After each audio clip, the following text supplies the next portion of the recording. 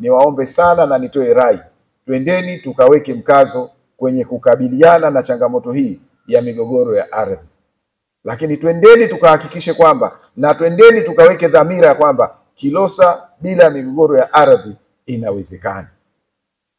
Kama hiyo haitoshi, niwaombe sana, niliwasihi wakati ule, viongozi msijihusishe kwa namna moja wala msijiingize kwa namna moja ama nyingine kwenye migogoro ya wakulima na wafugaji. Na nilikuwa nikisema wazi, baadhi ya viongozi ni wanufaika wa migogoro ile ya wakulima na wafugaji.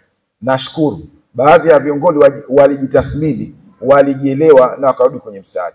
Na hata leo hii naendelea kusema na kusisitiza, viongozi wangu, watendaji wangu wa kata, vijiji na vitongoji, bebeni ujumbe huu, fikisheni kwenye vitu wa vijiji, kwenye vitu wa vitongoji. Viongozi msijihusishe kwa namna moja ama nyingine katika migogoro ya ardhi ambayo inaendelea katika maeneo yenu.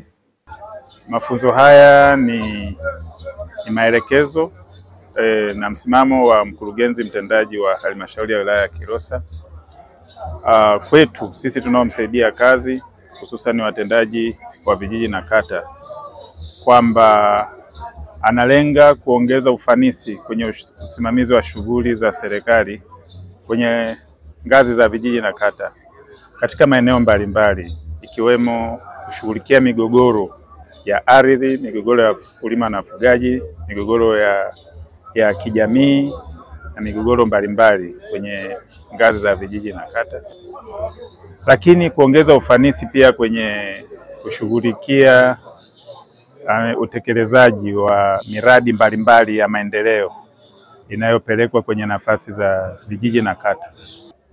Kimsingi mafunzo tuliokuwa nayo siku ya leo ni kwa ajili ya watendaji wa kata na watendaji wa vijiji wa halmashauri ya wilaya ya Kilosa, ambao tunawajengea uwezo katika uelewa dhidi ya mfumo wa serikali za mitaa, lakini dhana ya utumishi wa umma, lakini pia tutakuwa na mada zinazohusu utatuzi wa migogoro katika maeneo yetu ya msingi, kwa mfano migogoro ya ardhi na mahusiano kati ya watendaji na watendaji wenzao pamoja na watendaji na wananchi na wadau wengine wa maeneo hayo. Ni mafunzo ambayo yanatujengea uwezo katika utendaji kazi.